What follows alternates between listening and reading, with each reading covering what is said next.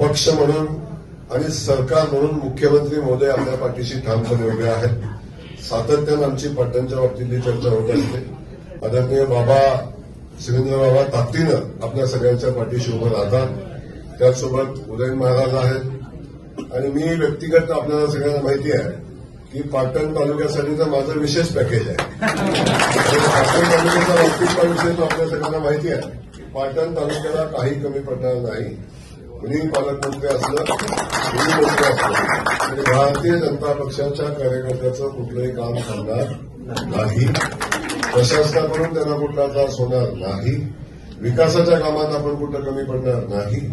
आमची युती आहे, राज्यामध्ये आहे. या ठिकाणी आमची लढत मैत्रीपूर्ण होईल आणि त्या लढतीत भारतीय जनता पक्षाच्या कार्यकर्त्याला कुठंही काही कमी पडणार नाही याची काळजी. माझी विनंती आपल्याला एवढीच आहे, फक्त नवा जुना किंतु परंतु हे आपल्याला करून चालणार नाही. मी सातत्यानं सांगत असतो, अनादी कालापासून आपण पाहत असतो की जेव्हा महाभारतामध्ये कौरवांच्या विरोधात लढाई करायची होती तेव्हा भगवान श्रीकृष्णाला सुद्धा कौरवांना पराभूत करणाऱ्या योद्ध्यांना आपल्या सेनेमध्ये घ्यायची आवश्यकता भासली होती. तेव्हा 6 महिने फक्त कुठला योद्धा आपल्या सैन्यात पाहिजे याची तयारी भगवान श्रीकृष्ण सुद्धा करत होते.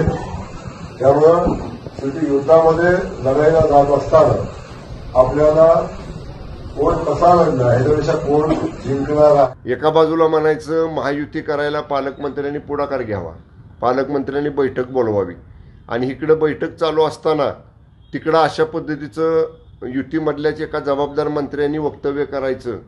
आणि हे तर योग्य नाही ना. पालकमंत्री कुठे असू दे आपल्याला फरक पडत नाही. म्हणजे हे वक्तव्य हे जयकुमार गोरे मान्य मंत्री महोदयांनी जरी केलं असलं तरी फरक पडतो का नाही पडत पाटण विधानसभा मतदारसंघामध्ये एवढ्यापुरतं मी आता बोलेन. मी जिल्ह्याचं बोलत नाही कारण ते माझ्या मतदारसंघापुरतं बोललेत. ठीक आहे, आपण आता घोडे मैदान लांब नाही. मला त्यांच्यासारखं अहमपणाची किंवा असं डोक्यात सत्ता गेल्यासारखी भाषा मला करायची नाही, मी करणारही नाही. त्यांनी किती डबल पॅकेज द्यायचं आहे, किती पॅकेज द्यायचं आहे, आता पॅकेज म्हणजे नेमकं काय हे एकदा मान्य जयकुमार गोरे साहेबांनी सांगावं. कारण जेव्हा एक मंत्री महोदय उघड माध्यमांसमोर निवडणुकीतल्या पॅकेजची भाषा करतात तेव्हा निश्चितपणे हे पॅकेज म्हणजे काय हे एकदा त्यांनी स्पष्ट करावं. पण असल्या कुठल्याही पॅकेजला माझ्या 261 पाटण विधानसभा मतदारसंघातली जनता कधी भाळणार नाही, त्याला भुलणार नाही. आणि विकास